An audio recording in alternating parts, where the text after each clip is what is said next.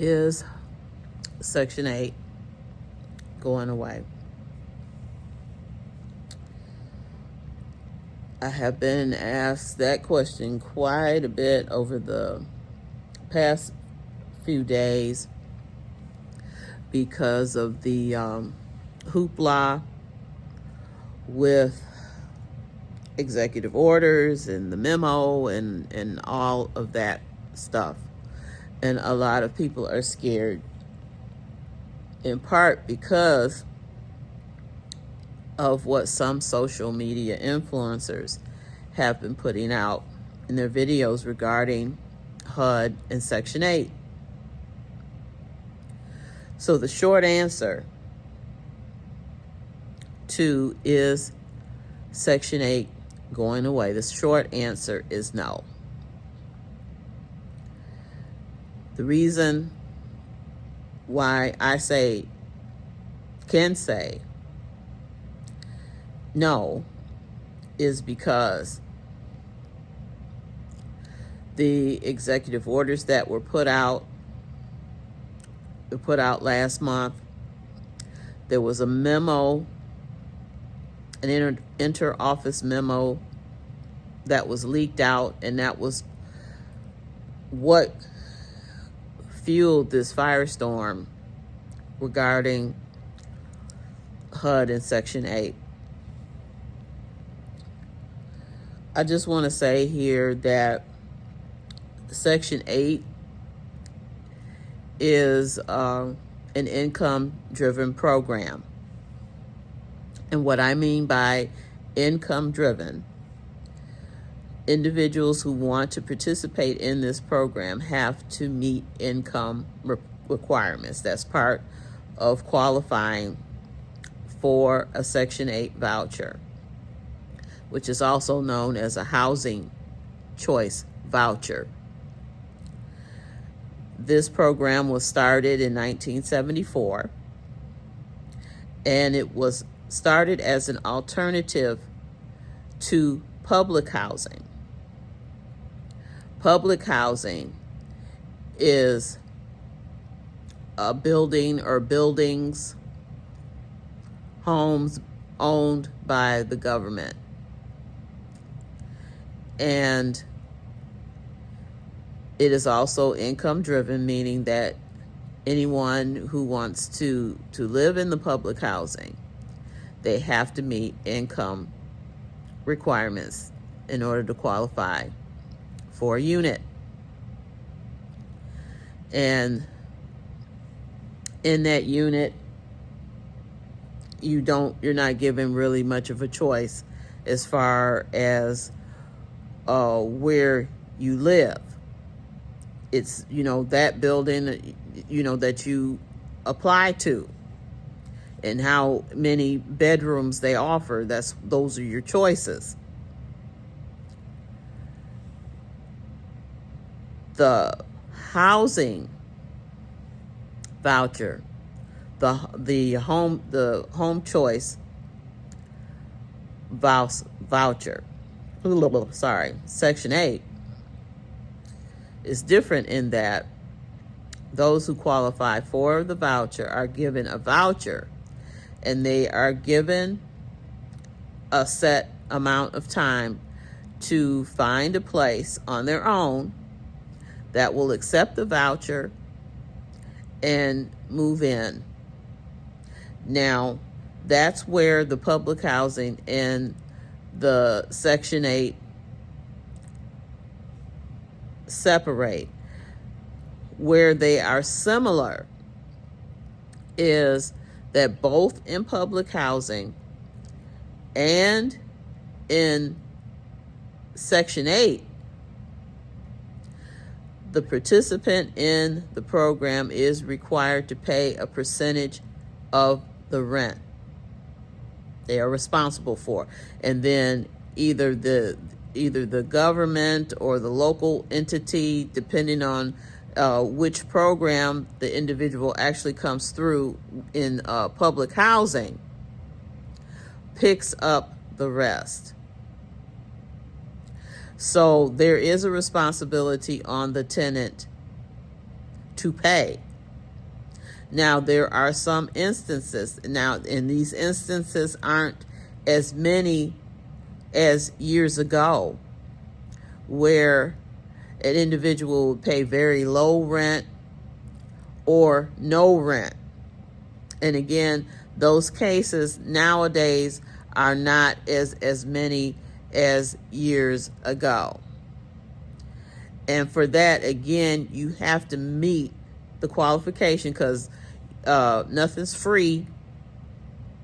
They don't just hand stuff out. You have to qualify for this stuff.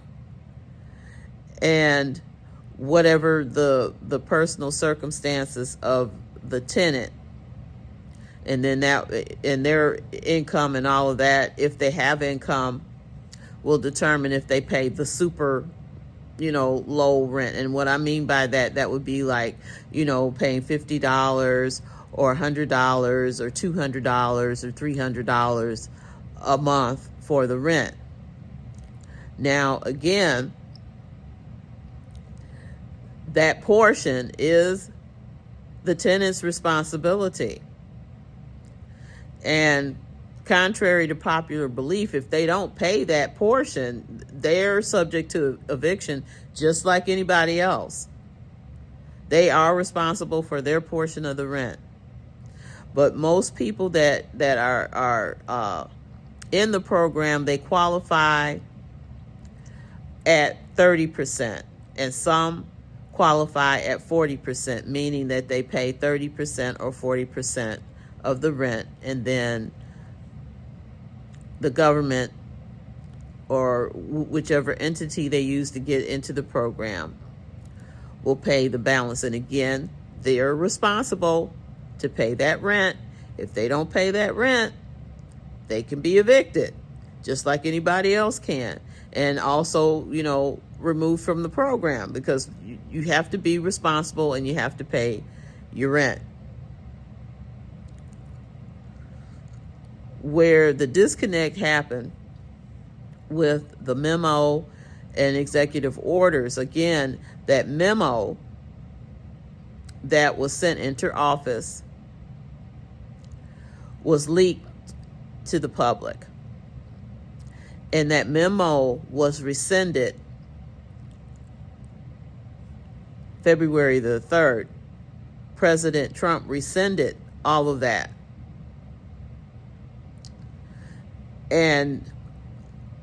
But at that point, people were running scared, because the social media influencers had taken the information that they had gotten and didn't verify anything either, and ran with it. Because if they had just stopped to verify, then they would have known that those programs are not ending. They're not ending anytime soon.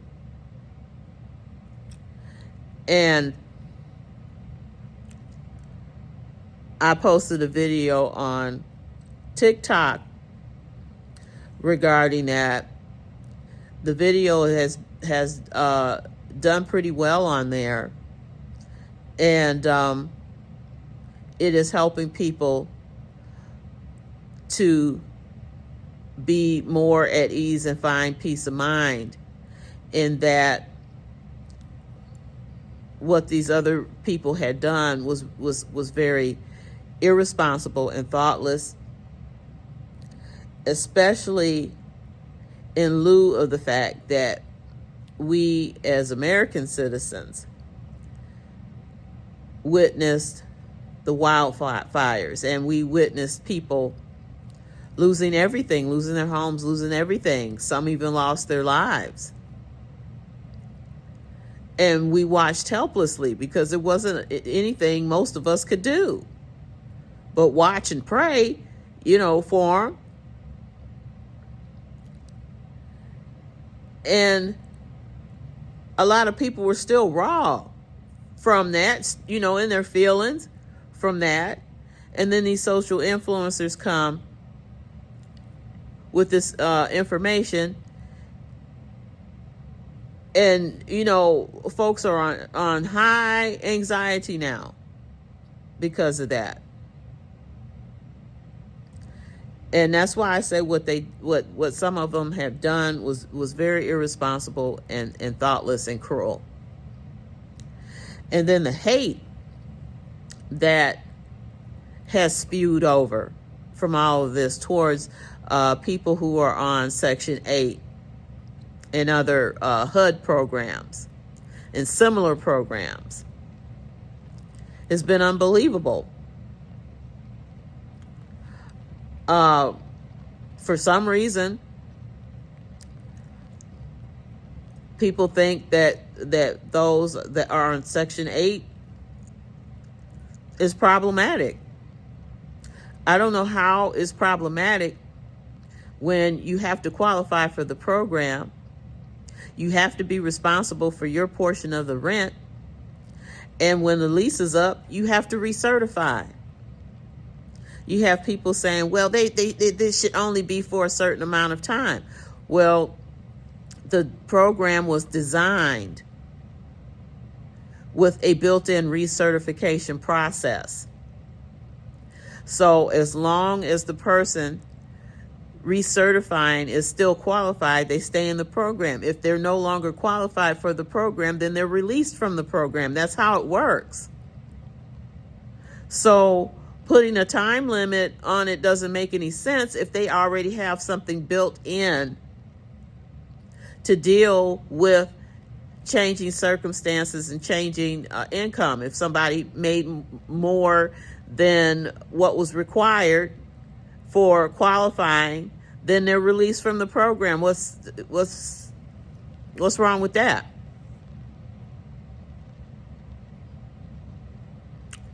I don't see a problem with that.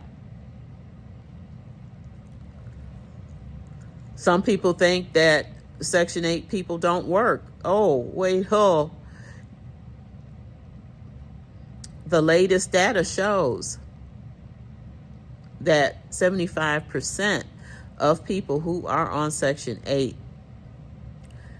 are either working or they have worked and they're collecting Social Security. That's what the latest data shows. And also, having a Section 8 voucher doesn't necessarily mean that you get cheap rent. Places like New York and Chicago, where the rents are higher,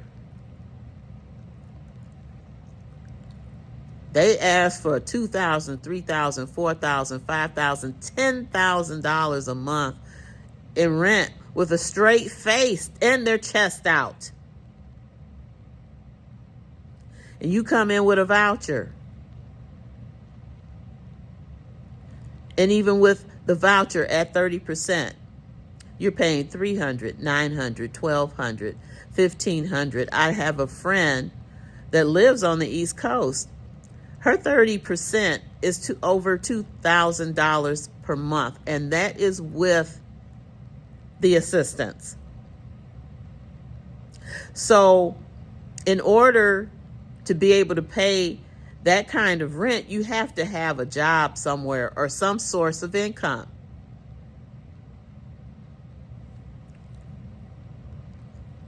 It doesn't just appear. You have to have work. You have to have an income.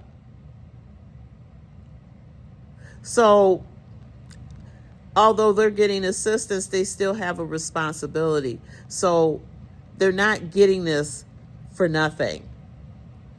And at the end of the day, we just have to see what the future holds for Section 8 and for HUD altogether. Because those that are baying at the moon, talking about all HUD programs and Section 8 and stuff need to be eliminated, have absolutely no idea what they are crying and begging for. If HUD should disappear, we shall see and we shall find out. Just like those who jumped up and down for the end of affirmative action, effed around and found out.